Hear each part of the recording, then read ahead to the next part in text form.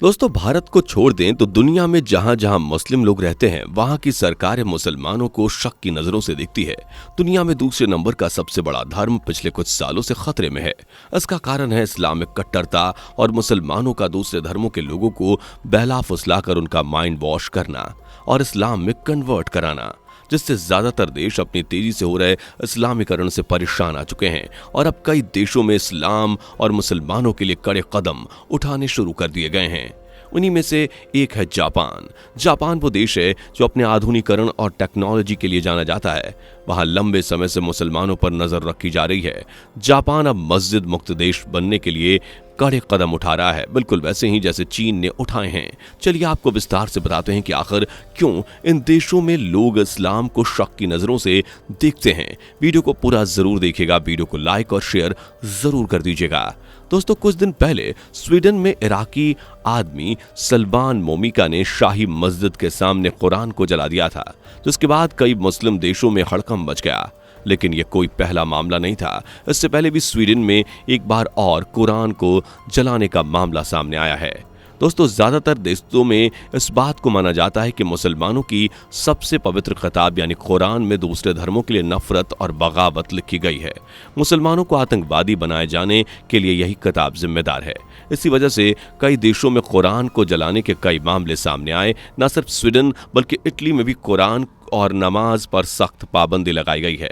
Italy के प्रधानमंत्री ने भी कुरान पढ़ने और नमाज पढ़ने पर सख्त कार्रवाई का ऐलान किया है। इसके अलावा नए मस्जिद के बनाने पर भी रोक लगा दी गई है। इटली में बनी हर मस्जिद पर निगरानी रखी जा रही है और उनको मिलने वाले फंड का ब्यौरा भी रखा जा रहा है। इतना नहीं बल्कि चीन में भी इस्लाम को सख्त रवैया लेकर अपनाया जा रहा है। चीन में उइगर मुसलमानों की जंग सीधे सरकार से है। चीन में नमाज पढ़ने रखने पर पाबंदी है। औरतों को बुर्का पहनने पर भी पाबंदी लगाई गई है। इसके अलावा चीन में मस्जिदों को तोड़कर उन पर शराब के ठेके और टॉयलेट बनाए जा रहे हैं। चीन के मुसलमानों को चैम्बर में बंद कर उनका माइंड वॉश किया जा रहा है और उन्हें नास्तिक बनाया जा रहा है। इतना ही नहीं, चीन में रहने वाले हर मुसलमान चीन के प्रधानमंत्री शी जिनपिंग की तारीफ करने और चीन की प्रशंसा करने के लिए भी प्रताड़ित किया जाता है। चीन में मुसलमानों की जो हालत है उस पर किसी भी मुस्लिम देश की बोलने की हिम्मत नहीं है। दोस्तों, दुनिया में 57 ऐसे देश हैं जहां मुस्लिम आबादी रहती है, जिनका राष्ट्रीय धर्म पहला इस्लाम है। मगर बावजूद इसके दुनिया के ज्यादातर हिस्सों में मुसलमानों और इस्लाम पर हो रहे इन हमलों पर कोई भी मुस्लिम देश कुछ भी नहीं बोल पा रहा है। दोस्तों, दुनिया में ईसाई और इस्लाम दो ऐसे धर्म हैं जिसे मानने वाले लोग लगभग दुनिया के हर देश में मिल जाएंगे। इस्लाम को मानने वाले लोग भी दुनिया के कोने कोने में आपको मिल जाएंगे। लेकिन हैरानी की बात यह है कि दुनिया का सबसे तेजी से बढ़ने वाला धर्म, लेकिन बावजूद इसके कई देश आज भी ऐसे हैं जहां मुस्लिम आबादी तो है मगर कोई भी मस्जिद नहीं है। वहीं कुछ देश ऐसे भी हैं जहां मुस्लिम आबादी नहीं रहती। इस्लाम का सबसे बड़ा अपवाद यही है। इस्लाम को मानने वाले लोग इस्लाम को दुनिया के हर देश में पहुंचाना चाहते हैं, इसलिए वह वहां के मूल लोगों का माइंड वॉश करके उन्हें इस्लाम में कन्वर्ट करते हैं। लेकिन अब दुनिया के ज्यादातर देशों ने इस्लाम के इस माइंडसेट को चेंज करने और अपने देश से इस्लाम को बाहर करने के लिए कड़े कदम उठाने शुरू कर दिए हैं। जापान भी इन देशों में से एक है। जापान में रहने वाले 90% मुस्लिम आबादी बाहरी है, जो इंडोनेशियाई, पाकिस्तान, बांग्लादेश और भारत के मुसलमान हैं। 10% मुसलमान जापान के मूल निवासी हैं। जापान में 18वीं शताब्दी में इस्लाम धर्म आया। साल 1999 के बाद से इस्लाम जापान में तेजी से फैला। साल 2000 में जापान में रहने वाले मुसलमानों की संख्या महज 20,000 थी, मगर 2023 तक जापान में मुसलमानों की संख्या 2 लाख है। इसका मतलब यह हुआ कि जापान में इस्लाम का तेजी से विस्तार हुआ है। ऐसा इसलिए हुआ क्योंकि जापान में रहने वाली बाहरी मुसलमान कम्युनिटी इंडोनेशिया, पाकिस्तान और बांग्लादेश में रहते हैं। वो यहाँ की महिलाओं से शादी करके उनसे इस्लाम कबूल करवा रहे हैं, जिसकी वजह से जापान में बाहरी मुसलमानों की आबादी तेजी से बढ़ रही है। ये नहीं, साल 1999 में जापान में महज 15 मस्जिदें थीं, लेकिन मगर साल 2023 तक आते आते जापान में मस्जिदों की संख्या बढ़कर 113 हो गई है। जापान में तेजी से बढ़ते इस्लाम को रोकने के लिए अब वहां की सरकार ने कदम उठाने शुरू कर दिए हैं। दरअसल कुछ महीने पहले एक मुस्लिम शख्स ने जापान के एक धार्मिक स्थल पर हमला कर दिया और ये कहना शुरू कर दिया कि इस दुनिया में सिर्फ एक ही खुदा है और वह अल्लाह है, उनके सिवा किसी की पूजा की जानी नहीं चाहिए।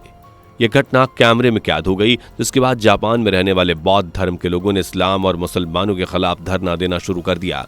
जापान में हर धर्म को मानने की आज़ादी दी जाती है, लेकिन इस्लामिक कट्टरता के चलते अब जापान भी इस्लाम से तंग आ चुका है और वह अपने देश से इस्लाम को बाहर फेंक देना चाहता है। साल 2010 में एक जापानी पुलिस रिपोर्ट लीक हो गई, जिसमें यह लिखा था कि जापान में रहने वाले मुसलमानों को शक की नजरों से देखा जाता है। उन पर जासूसी भी जापानी सरकार करा चुकी है। जापानी पुलिस की इस रिपोर्ट को और मुसलमानों की जासूसी को टोक्यो कोर्ट ने सही ठहराया था। इस रिपोर्ट में साफ जाहिर होता है कि जापान में रहने वाले मुसलमानों की हर एक एक्टिविटी पर वहां की पुलिस नजर रखती है। यहाँ तक कि उनके बैंक अकाउंट तक पर ही नजरें रखी जाती हैं। न सिर्फ मुसलमानों पर बल्कि उन मस्जिदों और मस्जिदों के इमामों पर भी कड़ी निगरानी रखी जाती है। जापान के हर मस्जिद के बाहर एक सीसीटीवी कैमरा लगा हुआ है।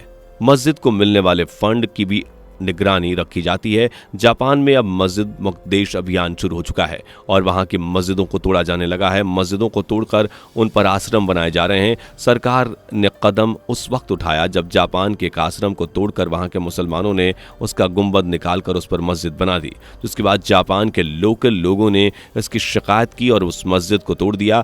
इस तरह साथ साथ जापान में बनी बाकी सभी मस्जिदों पर भी कार्रवाई की जा रही है, उन्हें तोड़ा जा रहा है और उन पर आश्रम बनाए जा रहे हैं। दोस्तों, इस्लाम को मानने वाले लोगों को हमेशा यही तर्क रहा है कि इस्लाम सुकून और शांति का मजहब है, लेकिन इतिहास गवाह है कि जहां जहां इस्लाम रहा है वहां वहां आतंकवाद रहा है और अशांति फैली है। दुनिया के ज्यादातर लोग यही मानते हैं कि इस्लाम इंसानियत के लिए सबसे बड़ा खतरा है और इस्लामिक कट्टरता लोगों के लिए ठीक नहीं है। इस्लामिक कट्टरता ही इस्लाम की सबसे बड़ी दुश्मन है, जिसके चलते दुनिया के सभी मुसलमानों को प्रताड़ना सहन करनी पड़ रही है। लेकिन जितनी धार्मिक आज़ादी भारत के रहने वाले हर धर्म के लोगों को दी जाती है, उतनी किसी भी दूसरे देश में नहीं दी जाती। यही वजह है कि भारत दुनिया का सबसे बड़ा लोकतंत्र है।